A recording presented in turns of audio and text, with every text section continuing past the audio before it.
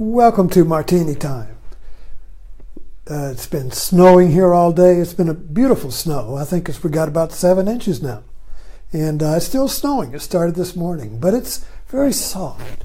And there's no wind blowing, so it piles up and makes the trees, the fir trees, bend and bow to the snow. It's very beautiful. So, the title of this talk is Find Your Spot. This morning I was writing about that and got some energy up in the inquiry into your spot or your center and what is it. And so I want to talk a little bit more about it this evening and flesh it out. I always loved the Big Bang because of Sheldon's spot, Sheldon Cooper's spot that he has on a sofa. So they've made a lot of episodes concerning the spot and its loss and its damage and what is it and where is it and so forth. But what's very interesting is that he's most centered and at home in his spot, you see. But it's located on a space-time grid. I mean, it's located in his living room. And so we think of spots being that way. Where is the spot? Oh, it's on the wall, it's on the floor. Where is your spot? Well, it's at home, or when I'm in the woods in my little cabin, or when I'm, where I'm at some location is my spot, where I feel most at home and centered. So when you're in your spot, you see, it's kind of like being the hub of a wheel.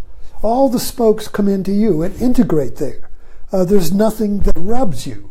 Nothing can push you over. There's no wobble there. There's no irritation. Well, there can be, but I mean, the idea behind it is that, no stress, no suffering. Everything is in place. And we like to make our home like that. Many people try to make their home where they're Monk, Monk the detective. He's always making things in order. So we like to make our home in order. So, there's no rubs. Oh, that little curtain is off. I have to fix that, you see. Oh, that thing is out of place. I need to fix. Oh, we need the color coordinate the towels. You see, that will make it more perfect, you see. So we're always finding little irritations and rubs in our spot and trying to perfect them because we can never perfect it. That's why you can't perfect a physical spot. So the spot that I'm talking about here, the mystical spot, is not located in space and time. Aha. So just a little, a little brief history here, because if we look at us humans as an evolution of consciousness, Darwin, species evolve, life evolves. Well, consciousness evolves. And of course, our Western science and neo-Darwinism doesn't compute that because consciousness doesn't exist. Only things exist. Only bodies evolve. Consciousness doesn't. So consciousness is dependent upon the organism that evolves, you see. But that's not the view we're talking about here. This is limited by the space-time grid. And if we're looking for the spot that has no location, so we're always at home in our spot, so it's portable, that's not on our map. We have to go to another map. We have to discover something that's missing in our materialistic life, you see. And so the idea that we're working with here is that we're all looking for our spot, but we can't find it because we're looking for it in the wrong place. We're looking for it on a physical, flat, space-time grid, like an atlas map. It's got coordinates. And you put 2 coordinates together, you got an X. There's your spot. Treasure maps map the spot. That's the spot where the treasure is. And we try to find it, you see. But here's the real map. Here's the subjective map. See, there's 2. I've talked about this before, I'll bring it up again because it's a great analogy. We're working with 2 maps right now, an objective map and a subjective map. The subjective map is new. It's Eastern. It comes from Buddha. It comes from yoga. Vedanta. The Eastern subjective map is old, older than the objective map. The objective map of the space-time grid was really just invented and discovered with the rise of the Protestant Reformation and the scientific method, which operates on the space-time grid. The scientific method, which is our common sense now, empirical evidence, things, if you can't measure it, it doesn't exist. And so this scientific map, the objective map, does not compute the subjective map. There's no place for it. So it's dependent upon the objective map, and it's secondary. Your opinion, your perception is secondary. You see, that's just your opinion. That's just your values. It's just yours. You can have them, but they're just yours. They have no value, you see, in the overall map. So what we're looking for here is a kind of a grasp of this other map, and the GPS map is a perfect example of it, because we all use it. When you're on it, you're in your spot. In other words, when you're on the GPS map, you're always in the center of the world, and the map changes around you. If you take 5 steps in a car or you walk, the world boots around you, so you're always at the center. And no matter which way you go, you're always going where your intention points you. If you write in, I want to go to such and such place, you could spend 5 years making wrong turns, but you're always going to that place. You see what I mean? So if your attention logs in, I want to find my spot. I want to find God. I want to find my spot. I want to find my place in life. Where is it? Lock that in. Now, no matter what you do, your guide, your internal guide, your GPS guide is going to say, if you move to Blackstone, it'll say, turn right. In other words, whichever way you go, it's always going to say, without judgment, without getting mad at you, it's always going to say, turn left, turn right, turn left. And you can go any way which you want, you see. But when you ask your guide, which way is my spot? It'll say, turn left, turn right, you see. It's always going home. Now, how does the guide know where your spot is? Your spot is the center of the GPS. You're already in your spot. That's the point of the GPS. You're already home in your center, and now you're just going here and there on the objective map. So on the objective, here I live in Blackstone. Now, for those who grew up here, my wife, people, natives here, this is your spot. No matter where they go, they always get the courier record and keep a reference to their home spot, you see. They have their reunions, and they come home to their spot, and they feel at home. And they may live in California, I don't care where they live. And if they meet, and if they, there's always family stories of somebody from Blackstone that goes to Turkey, and they meet somebody from Blackstone in the bathroom. Oh my God! You know? Everything. And when people go and to go out and meet everywhere, my sister-in-law, my wife, and all of them, they're always talking to people where they're from, and they're connecting dots. And sure enough, they know somebody from Blackstone. They always find somebody from the center. From Blackstone is the center of the world. But everybody's hometown is the center of the world. But I'm just making is that, you know, our hometown is the center of the world, our world, and it's our spot. And so we always come back, and people come back here to die, to be buried, you see. They come back to their spot, you see. But this is a physical spot. It's on the space-time grid. So we're moving beyond that. We want to find the spot that can never be erased. We want to know the spot that I will always be in, my center, no matter where I am. I was fortunate and misfortunate, in whichever way you look, in that I grew up in a military family that moved every 2 years, chasing my father during the war and after the war and before the war and all that, Second World War. And I didn't have a spot. I changed schools every 2 years. So I was always outside looking in. That was a bad thing.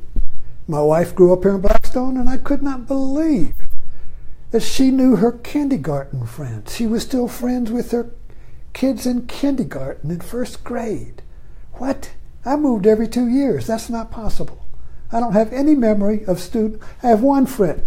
I don't know where he is, but I have a memory of one friend that I had in high school. Richard Boardman. He had a car. We used to go to the beach together. That's it. So I was misfortunate in that. But I was fortunate in that I longed for my spot. I had a longing to find my spot. But there was no physical spot to find. There was no Blackstone, no hometown to find, you see. So I had to transcend that physical spot and find the spot inside that was not located in space and time. So now, wherever I go, I'm at home. That's what a nomad is. A nomad is a person, a tribe, a way of life in which you're always at home, but you're on the move. And many nomads carry their spot with them. Your Aboriginal tribe would have their staff. A big crooked staff is their spot, like a flag. And wherever they went, they would have that flag, that spot, and it was a sacred thing. But if they broke, they would be lost. In the same way as an army, particularly the old armies, not the ones now, but the Civil War armies, the flag was the spot that rallied around, the center of the army. And as long as that flag was being carried, the army could rally around the flag, boys, and they could charge following the flag. So it was a great honor to carry the flag, even though you would most likely be shot, because the other side was always trying to shoot down the flag, you see. In the mountain on Iwo Jima, raising that flag, saying, "This is our spot. We have claimed our spot. Put in the flag. This is our spot. I just conquered the territory here, and I put the flag up. You know, this is our spot, you see." So this is, it's everywhere. You know, the CEO's chair is the spot. The president is the spot. The national monument is the spot. The flag is the spot, you see. But all these are external spots on the space-time grid. If you're religious, maybe the Bible is your spot. So if you have a Bible in your home, I'm at home. There's the Bible. I open it up and let Christians like to do this. Put the Bible on a special place. Leave it open with a pair of reading glasses on it. My sister-in-law used to do that. The evangelical. It's a very nice practice. You open the Bible, put some reading glasses on it, like you were just reading it when somebody walked in. "Oh, I'm sorry, I was just reading my Bible." See, that's my spot. But it's portable. It's not a temple. It's not Rome. It's not Jerusalem. It's a portable spot, you see. And then maybe you have a pocket Bible. Or maybe you have a crucifix. A portable spot, you see. So this is all mixed in our life. This is the importance of the spot, the importance of the center. Because without that center, I can go into psychosis. I don't know who I am. That's the threat that our nation is under right now, because there is no spot. There's no center that holds it together. And so fake news is everywhere. What's true? I don't know. That's psychosis. I don't know what's true. Or schizophrenia, which is a step towards psychosis, or a form of psychosis. So this whole idea of the spot fascinates me, because it helps me understand myself. You see that picture up on the wall of Swami Muktananda. During the 70s, I went through a decade of making the guru my spot. And so I had two gurus, Swami Rama and Swami Muktananda, and both of them I was in for about 3 years with each one. And they were my spot. I gave my spot to them because I didn't have one. I couldn't find it. So I stabilized myself by making the guru my spot. But then they died. And I went through the 80s. I went through the 80s looking for my spot, because my spot had died. So now I had to discover a spot within. So I went through a whole process of spot digging. Where is the spot that is not located in space and time, that cannot die? Where is the spot? Where is my center that is imperishable? And from that center is your creativity. When you find your spot, and we find our spot in moments, it's not like it's permanent. It comes and goes. Quite often we find it, we're just in sync. Basketball players, when the team's in sync, they can't miss. When a team gets in sync, they can't miss, they can't do wrong. So we all kind of like recognize that. We love to watch it when a master is in sync. When a master has found his spot, it can't be defeated. If you have two tennis players who are in their spot, they might play for a year. There's no way they can defeat each other. They're both in the spot, you see. But they're competing for the spot. So even one little thought can defeat the other when they get to that level. So this is a very deep subject for me. We should find our spot, and we can. And often we have our spot, but we don't even have an understanding of what it is. My wife likes crossword puzzles. That's her spot. When she has a crossword puzzle, she gets integrated. She's, right there. Some quilting, hunting, craft, woodshop, a sport, golf. Men they find their spot in golf. They're always trying to get the ball in their spot.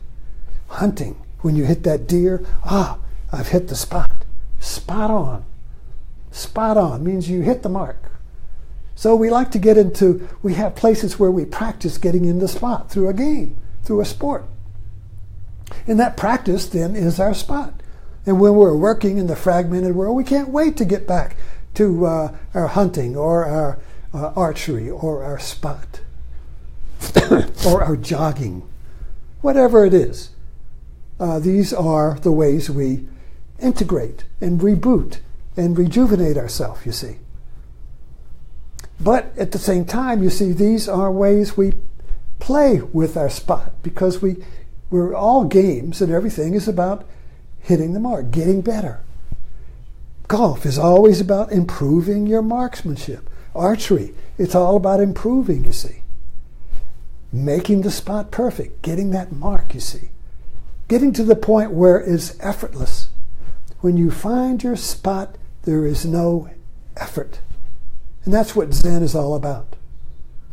And people that make a hole in one, it was so easy, but I can't reproduce it. So I keep trying to reproduce my spot, you see. And then they get real tense. Throw the clubs down. I can't find it, you see. So as when you're in your spot, there's no effort. There's no stress. There's no conflict. There's just creativity. There's insight. There's peace and joy and compassion. And it flows out of your spot like a wellspring. So there has to be, you have a GPS, write in, I want to find my spot. Where do you want to go? It says, find my spot. And then realize that you're already in it. So you can go where you want. The directions may see, go here, go there. But while you're doing that, you're still in your spot. It's not where you're going. It's not in the future. It's not at Walmart. It's not in the future. It's not when you get the golf ball in the hole. You're in your spot. But we don't realize it because we think we have to get to it on an objective space-time map, you see. But the subjective map is an awakened map that makes you know you're in your spot and you're okay. I'm in my spot. I'm okay and you're okay. The world is okay. But I can still do things and make it better. But at the same time, I do it while I'm in my spot. So let's be spot on. Thanks for dropping in.